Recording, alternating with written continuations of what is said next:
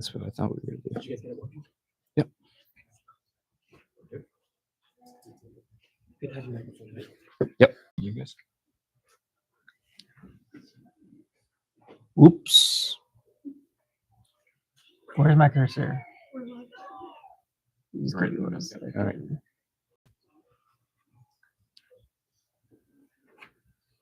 Got it. Yep. Okay. All right, good morning, guys. My name is Maple. Welcome to Orchard Park Secondary School, home of FRC Team 2056. If you have any questions, feel free to ask me throughout the day. I'd like to introduce our speakers, Hassan and Caleb, presenting Scouting and Strategy, playing the cards you're dealt.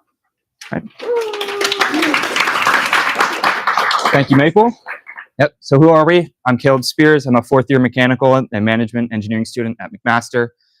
This is going to be my fourth year mentoring the Team 2056, and I've been part of the team since 2019.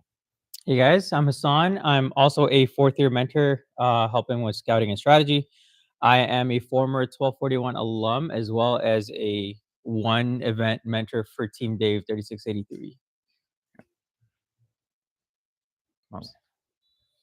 Yeah. So agenda for the day, we want to talk about preparing for the competition season, what that's going to look like coming out of kickoff and before events.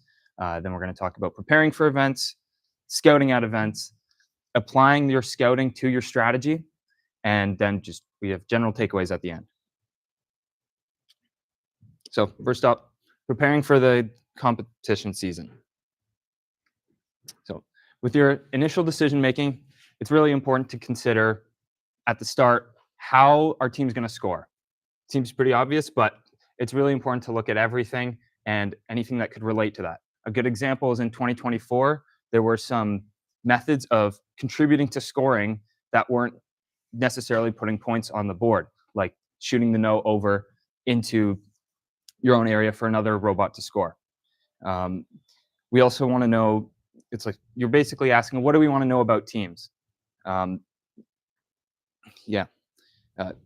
you also want to look at how will strategy generally play out throughout the season. What is it going to look like at the highest levels of play? What is it going to look like in qualifications? Because that can change depending on how the RPs for the season, if they're super high scoring, they're going to be valuable for you to score even in elimination matches. But if they're low scoring, but you need them for ranking, it's going to really affect how you play. And when you're scouting teams in qualification matches, that will change how they play, which will affect your data and then your strategy. You also want to determine your method of scouting, your medium of scouting. Are you guys a team that want to do paper pen, use Excel, maybe build an app, or just rely on Statbotics? All are fine options, but it's about knowing your team and what you guys can accomplish through a season. One of the most important things is you don't want to sacrifice the quality of your data just to have more data. If all you can do is count how many game pieces a team scores, and that's 100% accurate, versus you try to build an app and it doesn't work, and you can only you're like 50% accurate for that data. It is way better to do paper and pen for that, because you can actually make much better informed decisions. So part of our team, we build an app throughout the season for our scouts to use. It's a continuous process throughout the season. We talk about it, how we want the overlays to look. We build it using JavaScript and HTML pages, and it's an app on the iPads for the students. When we're doing that, we're constantly giving it to them to receive feedback on, does this UI work? Can the students press the buttons well, and they're not too clumped, not too small? We want it to be intuitive and easy to use in a competition season, so they don't have to think about, where am I pressing for this action? They should have the app with enough time to practice it before the first event, so that you can have that quality of data. And then we use a QR code to export that data into Excel, where we do all of our visualization.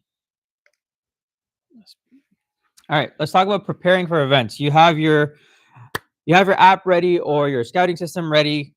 and you're starting to prepare for your event, whether it's a district event, it's DCMP or Worlds.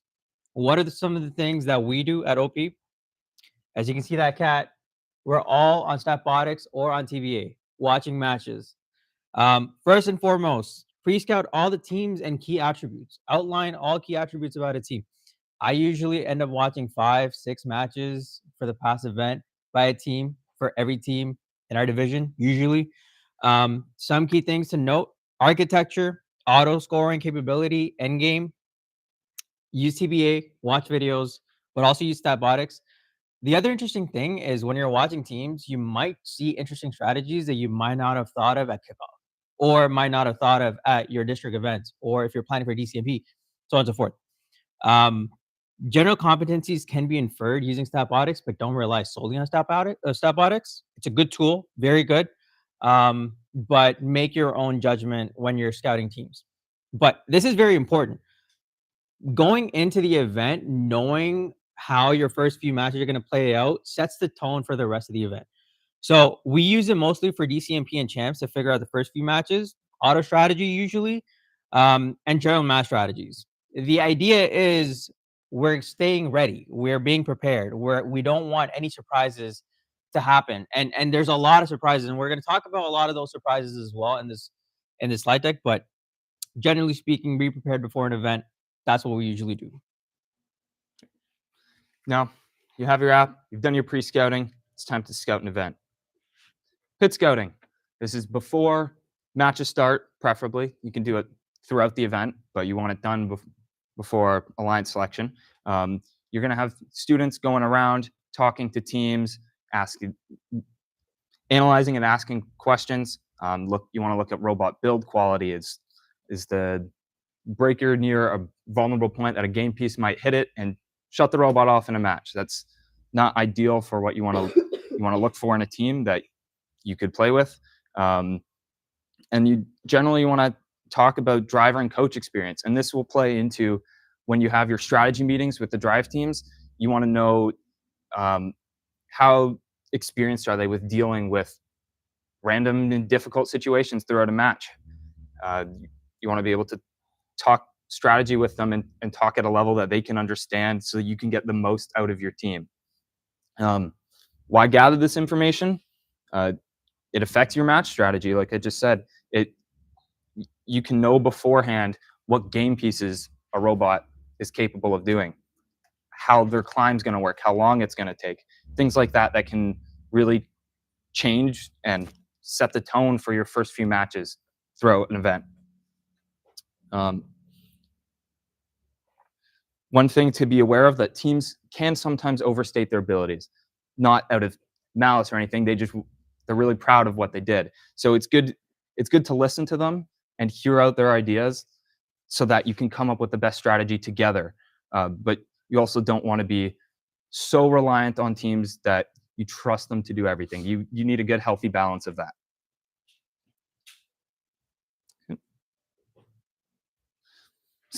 Now, scouting a match. We have two main methods of scouting. We use our data tracking using our app, which I went over, and then we also do qualitative scouting. So we have enough scouts that we don't need everybody on an iPad at once, and we have enough mentors in the stands that we can also provide comments on teams that we track to look at things that are hard to objectify with numbers. This is things like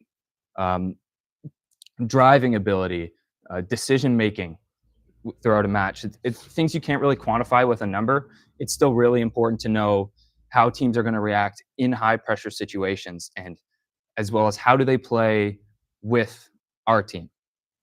Another super important thing that I've learned over the years is to keep scouts engaged. Events are really long, and they can be really tiring and exhausting for the scouts. I know I was a grade 9 scouting, and I found it boring at times. It happens. It's part of robotics. To combat that, this year we did a lot of like fun little mini games in the stands. So one thing that it started off with just a couple mentors, and now it's turned into pretty much our entire scouting team, is we do match predictions for our own matches, trying to guess how many points of our alliance is going to score. And it's just an engaging way to keep scouts interested and even just competing from up there, so they're not just pressing buttons and not thinking all day. I've also learned throughout leading more and more of the scouts is to be talking to them constantly, trying to get their insights and their information on teams, because they're watching more matches than I am, and getting that information isn't only useful, it also makes them feel like they're contributing to the team and not just putting numbers on a page. And I think that's really important for your team morale to have that. So next up is the application of scouting to strategy. Before we get into talking about matches and how you apply that going into a match, qualifications, elims, things like that, one thing we wanted to talk about is reviewing your matches. This is more specific for strategy rather than scouting, and for drive teams as well. This can be really important to helping you improve your gameplay even faster. We record all of our matches, but recording your own can be really important. You want to, after the match, after you've done your strategy before the match, and things don't go to plan. Maybe the robot breaks or something happened that watching you don't know why they left the plan. You want to be able to watch back the match, talk with your drive team or just the drive coach about what happened in this match and how can we take that, what we learned from it, and improve for the next time we make a strategy. Did we do something wrong with the strategy, overlook something from the other alliance? Did we expect defense? Should we have expected defense? You want to communicate this well with the drive team without overloading them with information. So our process, how that looks for us, is we have the scouting and strategy people that will review matches, and they'll take the notes, give it to Tom, our drive coach, and that he will pass that along to the drive team just to create just to not overload our driver with so much information. So he's the filter for that. Next is our qualification matches. Awesome. Thank you. So qualification matches, very different from limbs. We're going to go into limbs as well. But first off, hope for the best, prepare for the worst. That is something that I have learned over my experience for the past 4 years, leading strategy, but also being on drive team. You can prepare for every single possibility, but things will go wrong. 90% of qualifications is being prepared, 10% is luck at the end of it. So what do we do from our qualification strategy perspective? The first and foremost thing is getting the alliance together and aligning on the goals of the entire alliance.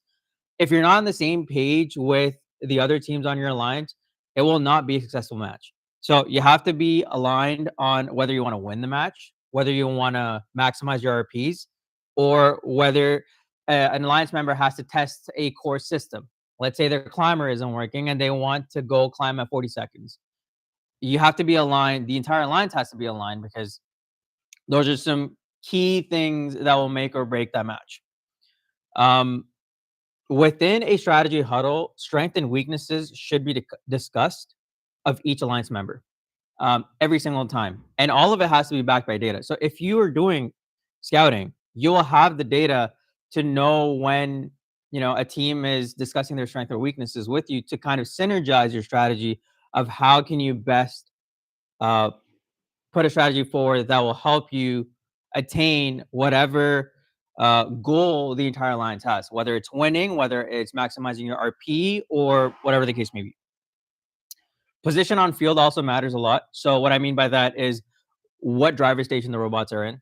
I think that has very much to do with the strategy. So keeping that in mind is very important because a team could be driver station 1, not see the far side climber, and that could throw a wrench into strategy. It's very important to talk about all of these different combinations.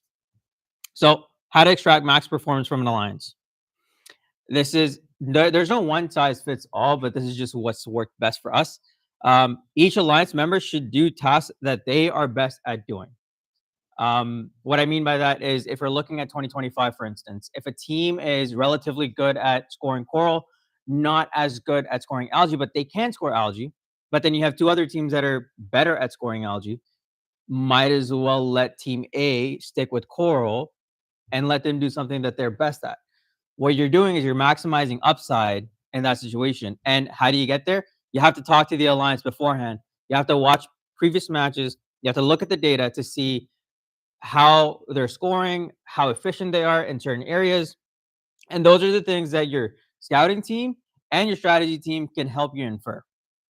So each alliance member should do tasks that they're best at doing, full transparency in a strategy meeting, and keeping an open mindset.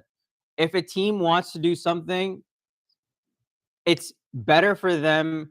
It's better for the whole alliance to be synergized and aligned and let them do that instead of having conflict. I think that is another key area that you need to make sure that there's no conflict within the strategy meeting, because that can set the tone for the match as well. And then, most importantly, data-driven decision making based on scouting data, statistics.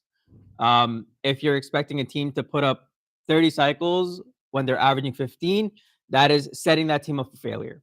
So if they're averaging 15, you should set the expectation that they're going to do 15. And if they do more than 15, well and good. If they don't do more than 15, then at least you're planned for it. There's no surprises. And last but not least, always discuss contingencies. This is perhaps the most important thing. Keeping them simple, keeping them concise and actionable is very important. And what I mean by that is, what happens if robot A breaks? What happens if robot B breaks? What happens if robot C breaks? In this case, if the three robots are doing three distinct different things, then your contingency changes based off of which robot breaks. So it's always good to prime the drive teams and drive coaches of what is the contingency plan if something wrong happens. Because what we talked about earlier, 90% is being prepared, 10% is luck. So if the 10% of luck is not on your side, then you need to be fully prepared of what is our pivot, what's our option to pivot off of the initial strategy, and how do we get to finishing the match and still achieving the goals that we set out to.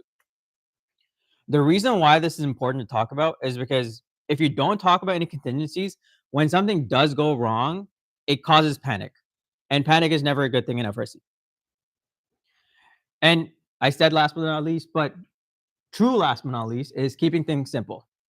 Overloading your drive team, overloading your drive coaches, creating a very, very cooked up strategy. I see my driver laughing, but is not the best way to go about strategy, especially for qualification matches, because you're going to have 12 qualification matches throughout the day. You're going to have 24 different teams that you're going to be playing with. So keeping things simple always helps.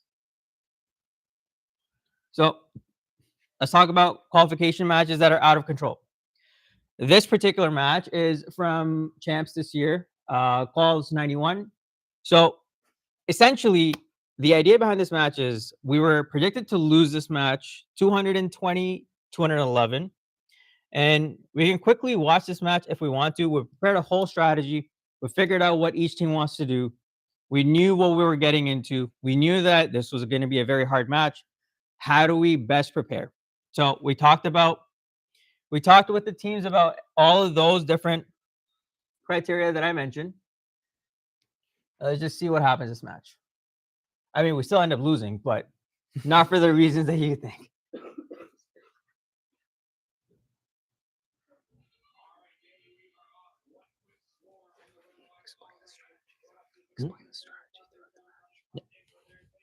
Okay, let's see if I can explain the strategy throughout the match. We are on the red side and it's buffering. Not part of the plan. Not part of the plan at all. Okay, so one core thing to note is the alliance partners that we have on the red side, neither of them can touch algae. So we do our 5-piece auto, and then we're tasked with basically doing most of the algae on our side. There's going to be a close match throughout. The other alliance has triple cyclers, so we can't really do much with the other alliance. The fact that they can all do algae means their algae is going to be gone fairly quickly. We need to get rid of the algae off the reef so that our alliance partners, who are primarily coral scorers, can start scoring quicker. And there's also co-op as well.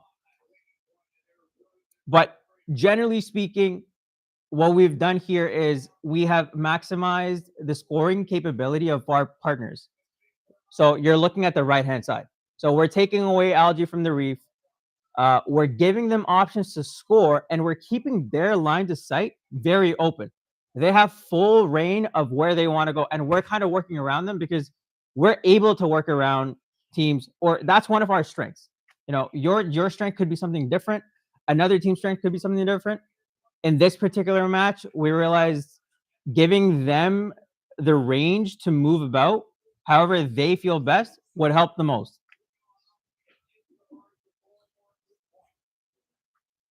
It's still pretty close, but we're just ahead.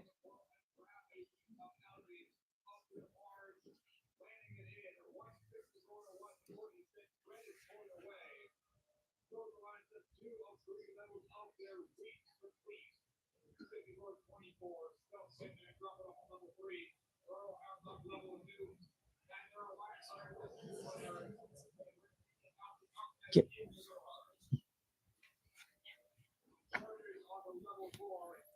One important thing I'll add while this is going on is that for Statbotics this year, it's good, but part of the issue is once you get to such high scoring, it's not a linear curve for it. So purely relying on Statbotics, or at least knowing where the flaw is going to be, is also super important. So this is the last 20 seconds. We're 216 to 203. Climbs are left. Can anyone guess why we lost that match? Exactly. So we played the match in the best way possible. We were prepared for the match, but we lost this match because one of our alliance partners was not able to climb, even though they had a 6-for-6 climb by that time in the event. So that's what I mean by sometimes. Where is the presentation? Control time.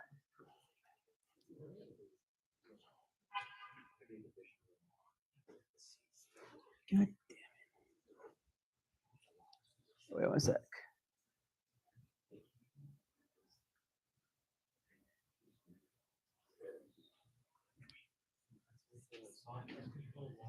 Control 1.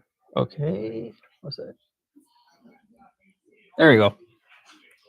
So yeah, exactly that. Out of control situations that you cannot prepare for, and they will happen. So what happens after? After you've done all your qualification matches, it's time to make a pick list and go through alliance selection. So depending on your team or how your qualifications went, you might be ranked ready to pick, or you might not be, but it's still important to go through the process and have your data ready to be able to provide ideas to your alliance. So part of our picking philosophy is we want to know our strengths and weaknesses. We want to know, especially compared to who we might get in our field. We want to know what are we best at and what are other people best at, and how can we bring that all together to form a winning alliance.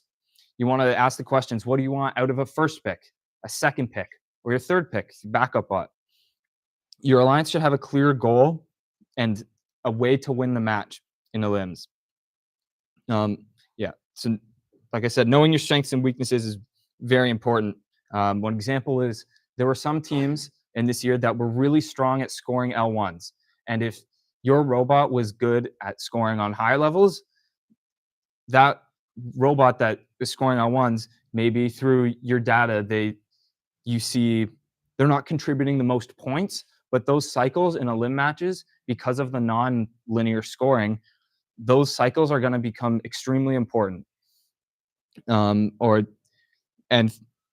at the highest level, when we recognized that hitting every algae was essential, because if you miss it, you're giving free points to other lines. The algae is going to settle on the ground in probably a convenient place, because things don't always go your way, and they're just going to get another free 4 points while you lost 4 points. And one of the other things we really looked for, especially at champs, was a fast climber. We knew that if you couldn't hit your climbs, like we just saw in that match, if it happens, it's going to be extremely hard to win the match. there's just things in the game you can't miss to be able to compete at the highest level. And when we were going through our all the teams in our division at champs, we're looking for consistency, not just in the data, but also through our qualitative scouting. Yeah, everyone wants to have robots that are amazing at everything, but in reality, you're not going to be able to find them. You need to find robots that complement your strengths to have a better alliance. At champs specifically, talking about our experience, we were going to be picked at 1, but we declined to build an alliance at 6.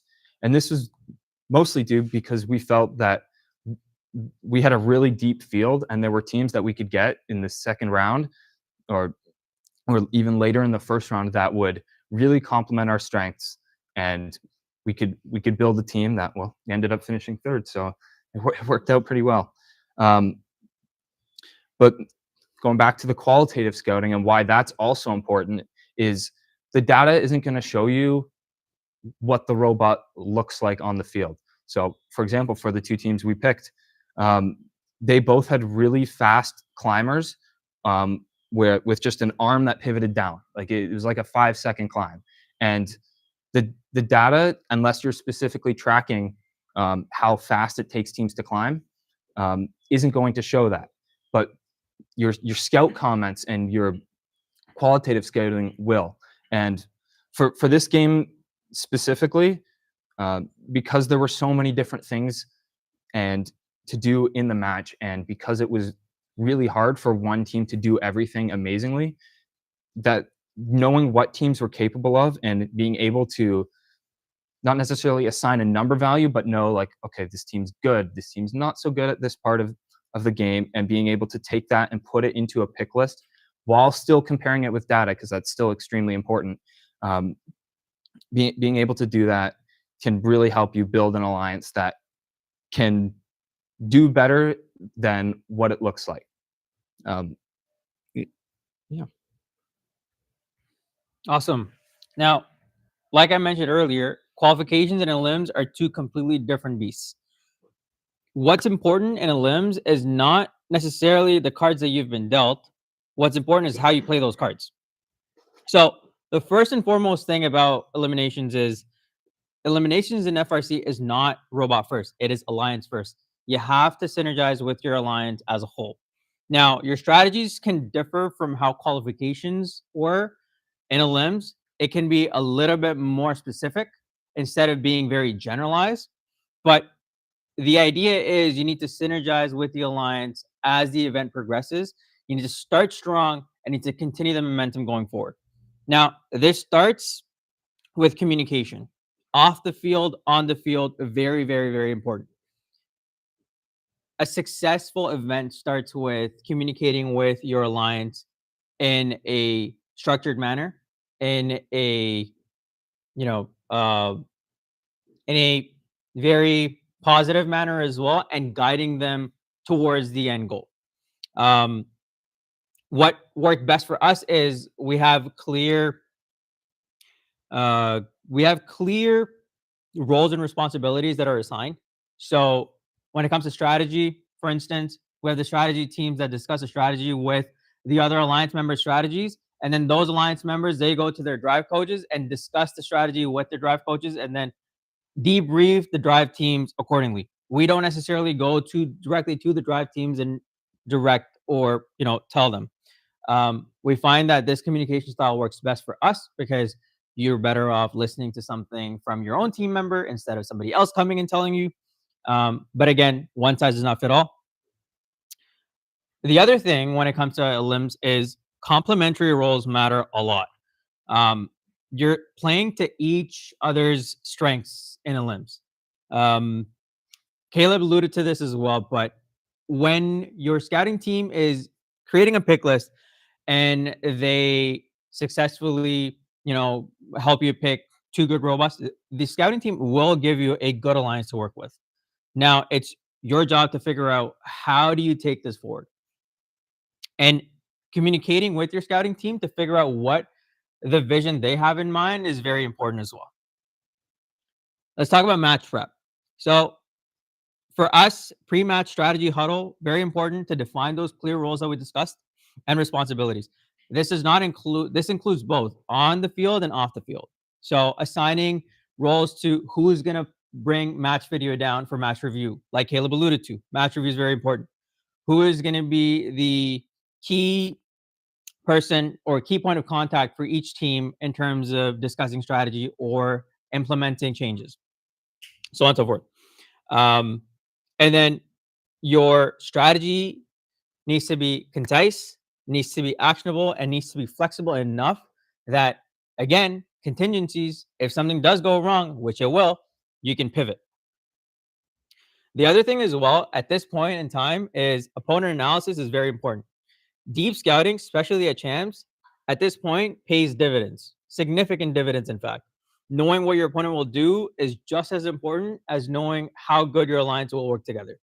For instance, 2767, stealing auto, you need to know whether that's being ran against you or not. You need to know whether a team is going to come over to the other side, to your side, and steal an algae. Or at least, if you think that they will, then have a plan ready for it. So have a team play a screen on that robot, opposing robot that's coming to your side.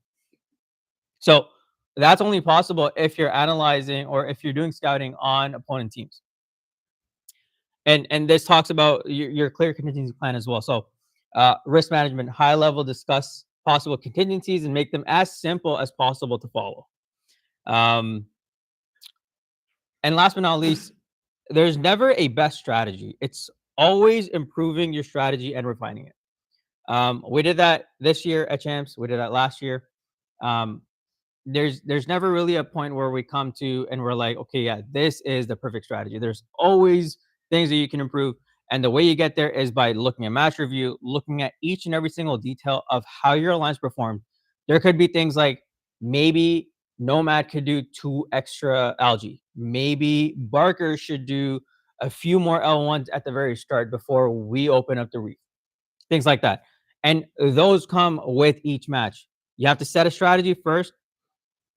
There's discussion of high risk, high reward strategies as well. I'm not going to go into that specifically because we generally like to stay within a certain risk. Teams are different. Some teams would have a different risk to reward ratio that they're willing to, a risk appetite that they're willing to take.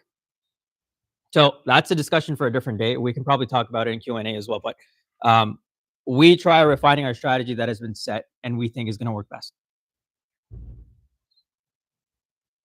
Einstein, congratulations, you've made it to the final avenue. This is where Lady Luck plays a very, very, very big role. But some of the main key attributes that we talked about earlier still apply. Deep scouting matters. Opponent intel and counter strategy. So the point that I made earlier with Strike Force, this is where that would be very evident. The way that we do this actually is we have threads, communication threads, intercommunication channels where the scouts can relay information to the rest of the team. And before elimination, before Einstein starts, they're looking at each team that's on Einstein and giving qualitative information about what the general strategies that they implement are. If they've seen out of 3 matches, even a single match where a team goes to the other side of the field, it's important that we know as a strategy team before going into that match. We need to know whether we need to be prepared for a team coming to our side of the field or not. And this goes into defense and stealing.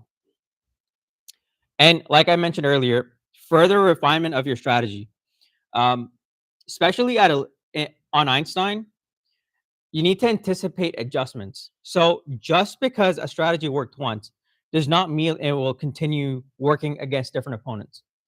So you need to continually adjust your strategy to ensure that something that happened once, success that happens once, continues happening onwards. Because the way that you're looking at different alliances are also looking at you equally.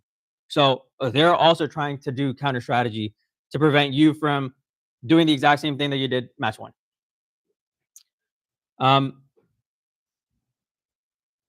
And this is the earlier point that I mentioned. stakes on Einstein are extremely high. And this is a philosophy that I mentioned that I'm not going to go into too much detail, but teams will play high risk, high reward strategies on Einstein. What I mean by that is, let's say, for instance, Strike Force doing the stealing auto. How many of us have seen the stealing auto? So we know what we're talking about. Or going to the other side of the field and stealing algae. Or even a last second climb defense, right? Those are some extremely high risk, high reward strategies. Some teams are going to do that. So going into a match, you need to be prepared, and your drive team needs to know.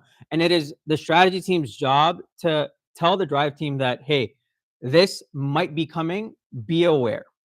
As long as they know that this might be coming, they can pivot quickly instead of being caught off guard. And last but not least, most importantly, continue to play to your strengths. All right. Yeah. So just a couple takeaways that we hope you got from this is scouting is not just collecting as much data as you can. It's an evolving process throughout the season. You want to prepare your tools and your people to be ready. You want to collect good data at events, and then you want to use that data and use the information you have to make informed strategic decisions throughout the entire competition and throughout the entire season. So I think what we can do is we do have time for Q&A, but what I wanted to kind of go through as well was kind of lay the land of the cards that were dealt to us, let's say this year. So I guess we could take a litmus test of how many people want Q&A versus how many people want to go through this Q&A. Okay, great. great. So on what division were we, daily? Yeah. So daily 7-3 in quals. We ended up ranking 6th. We had a scorched field. So we were 6 alliance captains, 6th alliance captain. In our strategy meeting, I think this was probably the longest strategy meeting that we've had so far. Oh yeah, on Einstein, at Worlds. The one thing that we decided to do was we prioritized pure upside. How do we do that? We decided that we were going to build an undefendable alliance. What do you mean by that, Hassan? Well, one of our key takeaways was we want triple ground intakes. We don't care if another opposing robot comes to our side of the field. If we have ground intakes, if we have triple ground intakes, they can't play defense on us. They can lock us down, but that's all they're doing. So triple ground intakes allows us to really maneuver around and be synergized with the team as well, because you don't have a fixed position that a robot has to go every time. Those are some of the ideas. And the most important thing, perhaps, was a consistent and reliable deep climb.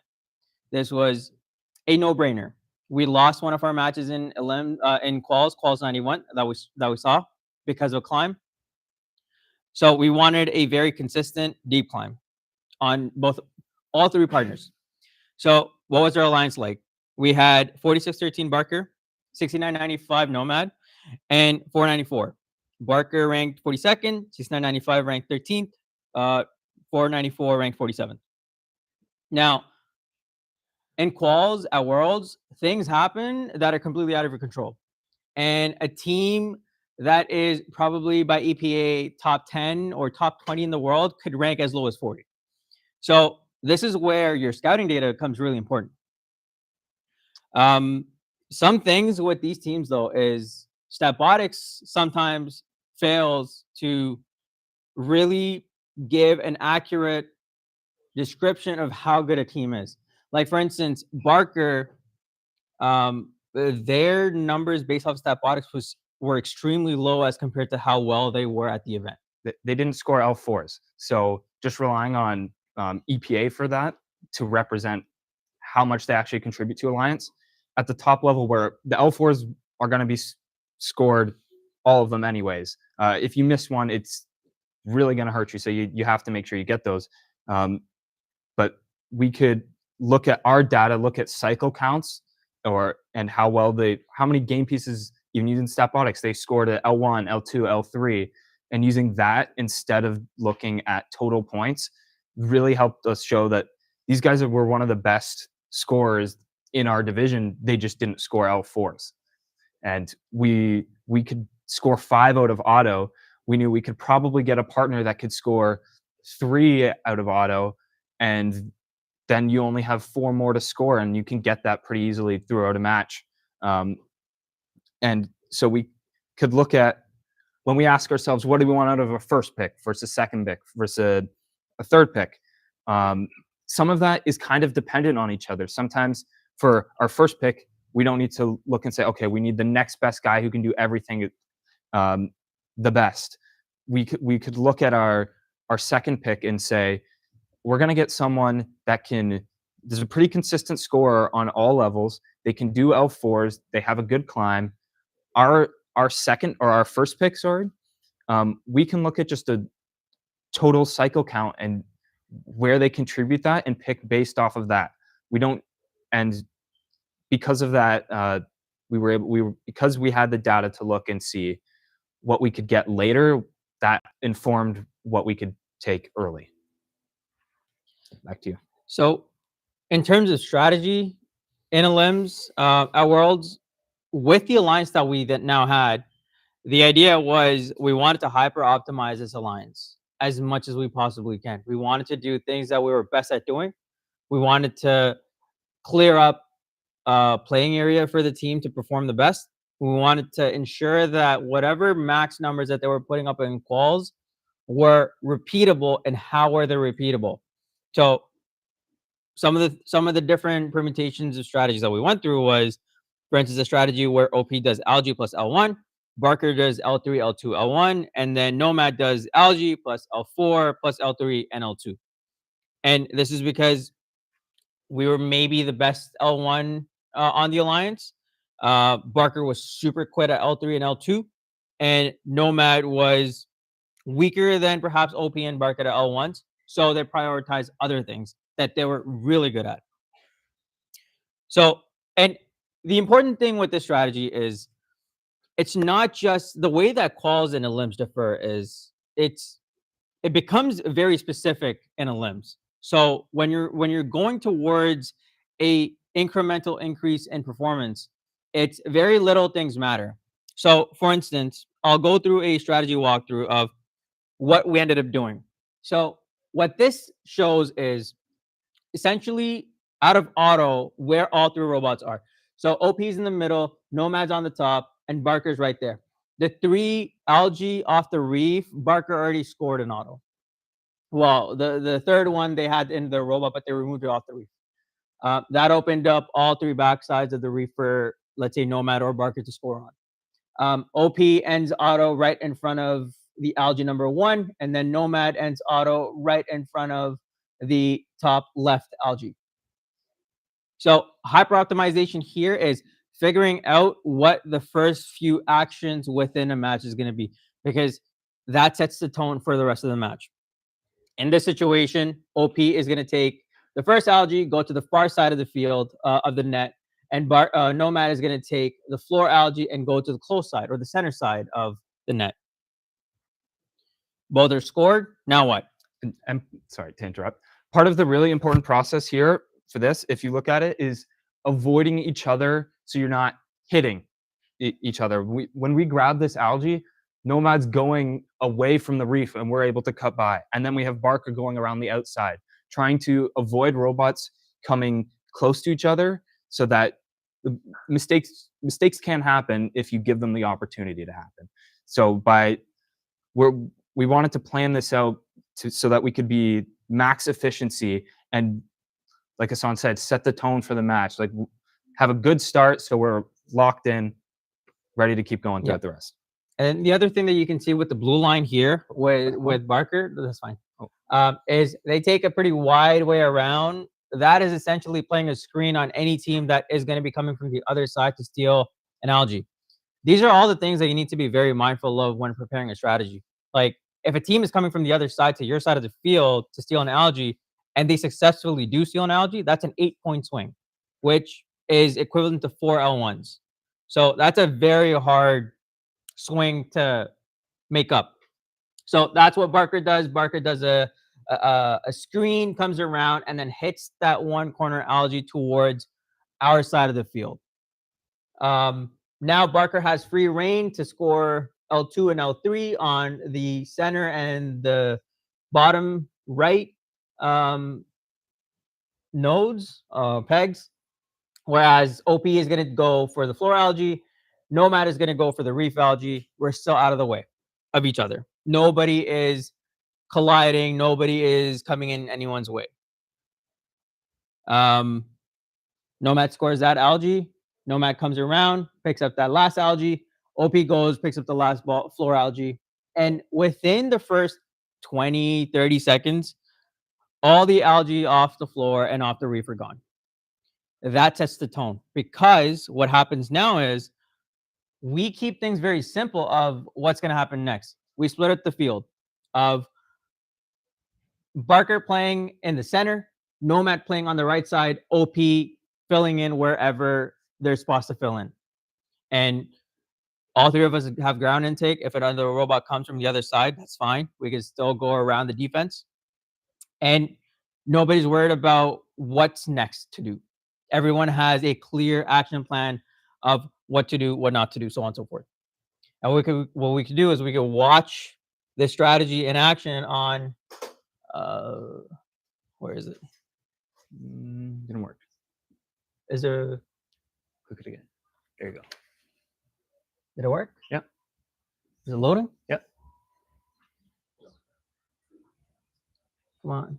Come on.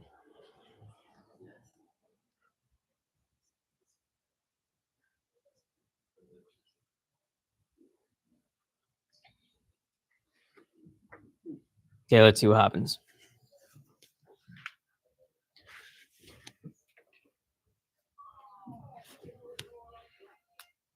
What?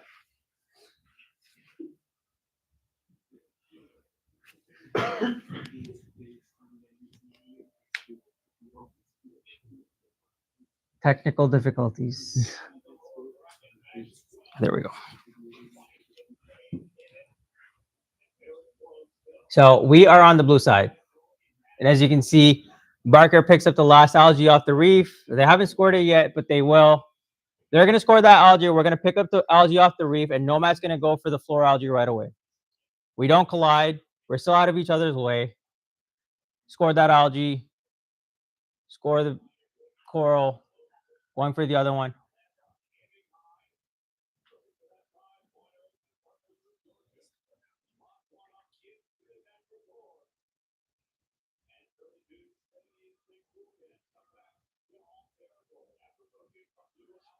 Now, at this point, there's a minute and 45 left, and we're practically done with all the algae on our side of the field. There's one algae left, which is by the Alliance Station wall, but those are some kind of minor things that you can't really control. And this is the piece that I was talking about. We prioritized a alliance that was quote unquote undefendable. How? Because all three of us had floor intakes. So we could go around defense quite easily. The only time they were able to stop us really was if they were pinning us against the wall.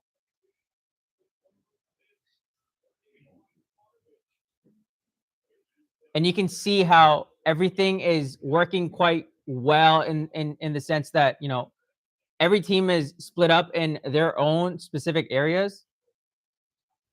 We have our own area where we're playing. Nomad has their own area where they're playing. Barker has their own area where they're playing.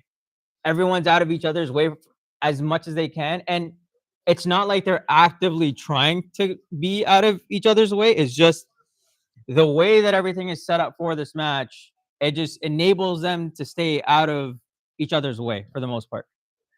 Also, if you noticed while the red robot was playing defense, and we wanted to try and score the algae, but they were hitting it away from us and making it difficult to grab it. It's important to not tunnel vision on doing one specific thing, and you want to be able to adapt. That's more for drivers and drive coaches, but that's something you can look at in match review and say, go to your drive team and say, hey, you guys are focusing on this one thing so much and it's not working. We need to find a way to change that. Right. But yeah, that's basically all we kind of wanted to walk through. Thank you much. Thank you so much for your time, everyone. I really appreciate it. Anyone have any questions? Please feel free. Otherwise, this has been a pleasure. We have a question. I might have missed that part of the presentation, but earlier you talked a lot about the scouting team, and then you also talked about the strategy team. Yep.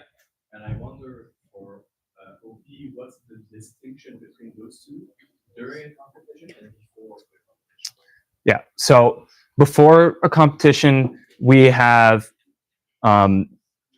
So I guess I'll talk about student roles. We have one student strategist that's in the role that goes around with Hassan to talk to teams during a match, or not during a match, but during the competition.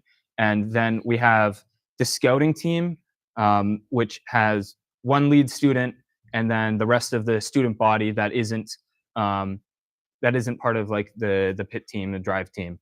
And we have that distinction to we actually created the strategy student role in 2024 just to create another role for students to show like leadership in and have make them feel important and another way to contribute to the team. The distinction is that the strategy team generally is more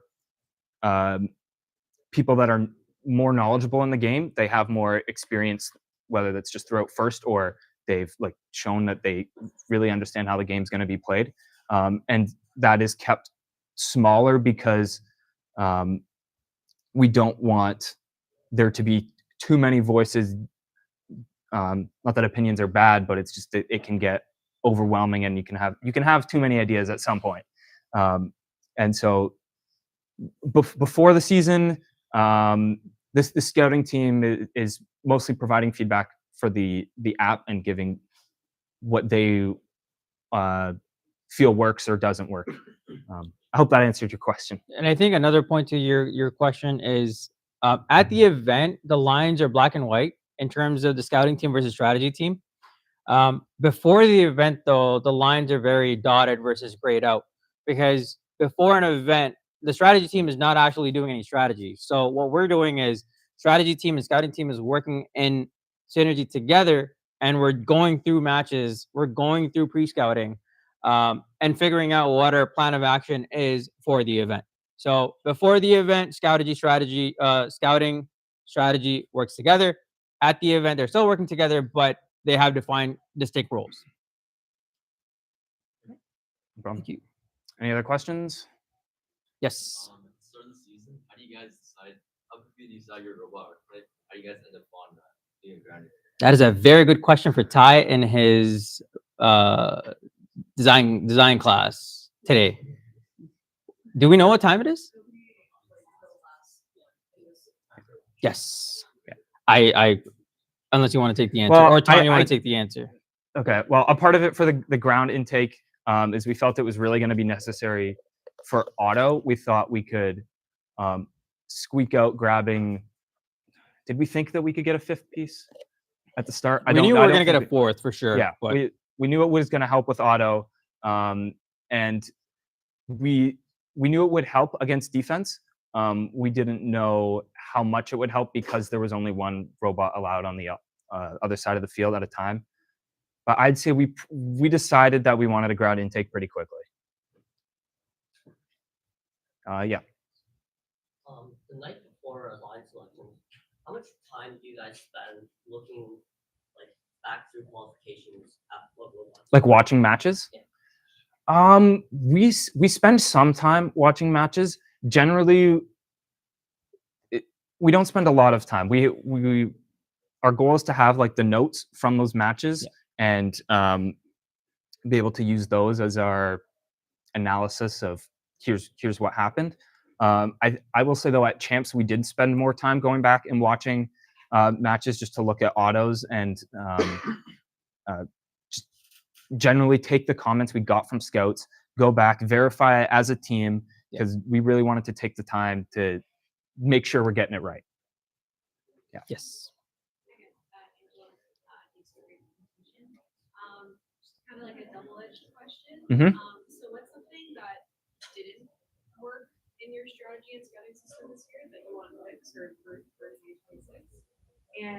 are you preparing for strategy and scouting in the off season? So what kind of training do you do? Do you do workshops with the students? Do you walk through like what went well versus what went bad last year? So double-edged question. I'll take the first one, which was what do we find that doesn't work? So this year, in my opinion, I felt sometimes some of our scouting data was off. Like just by like I'd go back, look at the matches, or I'd see something weird, and I'm like, this team doesn't score algae, but they have one. And I think part of that was also due to the app development, is that the buttons they're static, so it was kind of hard to notice if you pressed one. We had to do some weird stuff like make some lights flash at the top.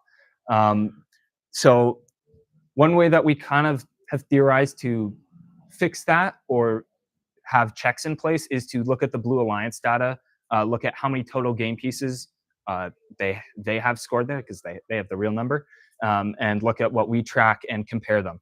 So that's something we've looked at for next season and beyond. And I think for training, correct me if I'm wrong, but I do believe that we have training for scouts before events, where we train them on the app that we've built, because we've changed the app basically every year.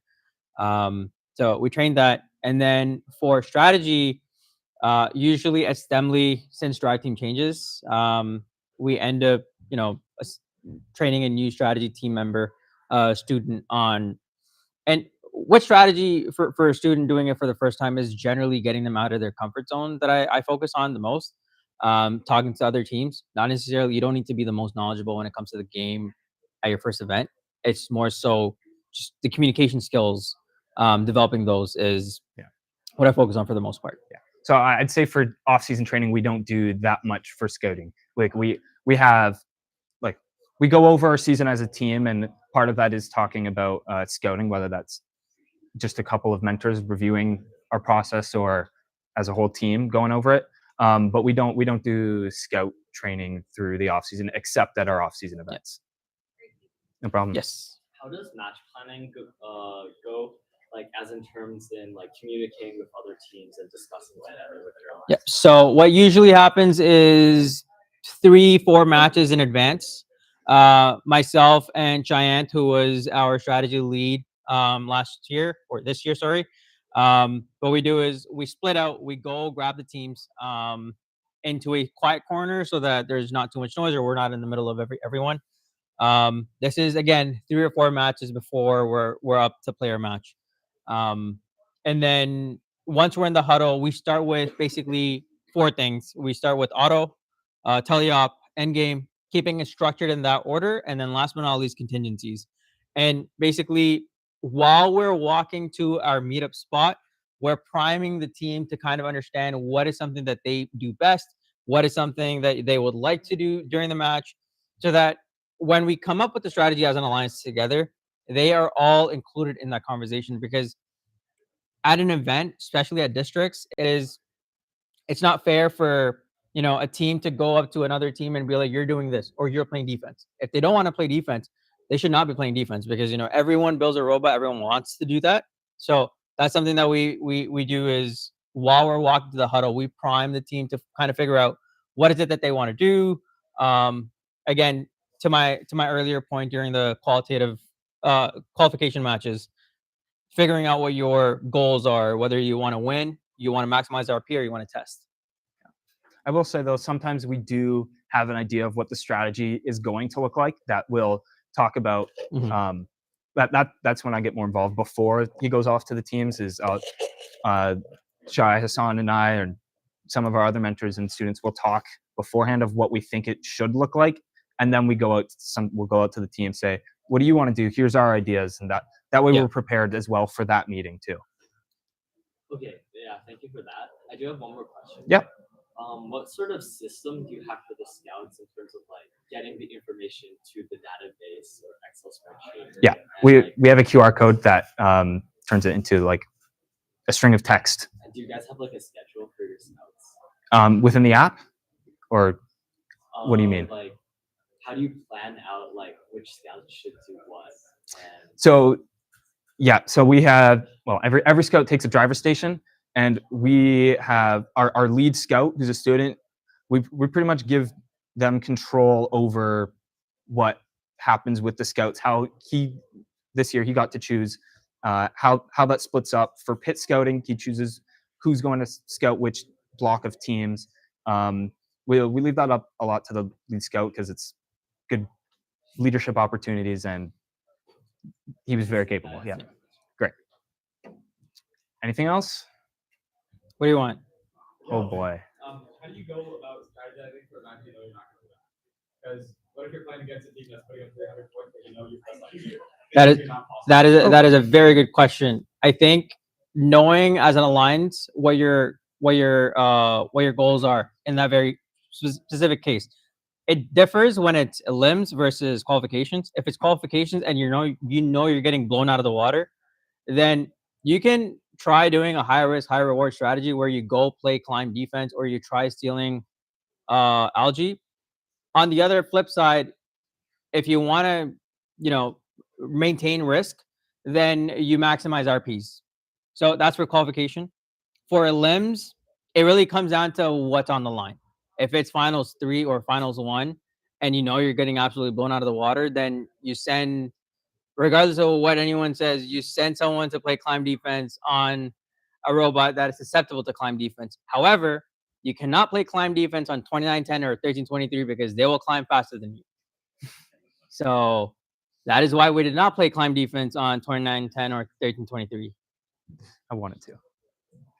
Awesome. Okay. Thank you. Thank you you for your guys. time. Thank you.